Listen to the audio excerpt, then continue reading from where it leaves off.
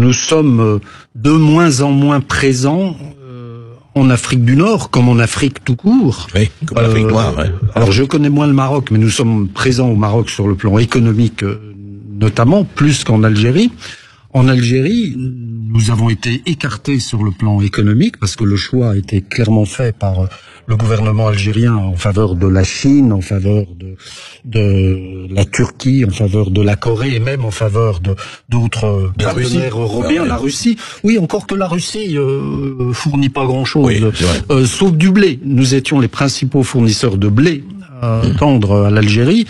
L'Algérie s'est adressée depuis 2-3 ans à la Russie. Et nous sommes également en concurrence ou concurrencés très nettement par l'Allemagne, l'Espagne, l'Italie. Donc il y a un choix qui a été fait sur le plan économique et puis sur le plan culturel, ce qui est très préoccupant, ou sur le plan de la langue française. Ce qui est très préoccupant, c'est effectivement notre marginalisation, en Algérie en tout cas. Allez-vous le dire, ce qui est frappant en vous écoutant, mais l'absence de réaction des autorités françaises, enfin de la France, quoi. On laisse faire, on dit oui, c'est comme ça. Vous disiez, vous employez le terme que je ne reprends pas complètement, de marginalisation, mais c'est vrai que nous sommes affaiblis, en tout cas, nous sommes, je dirais, tétanisés un peu.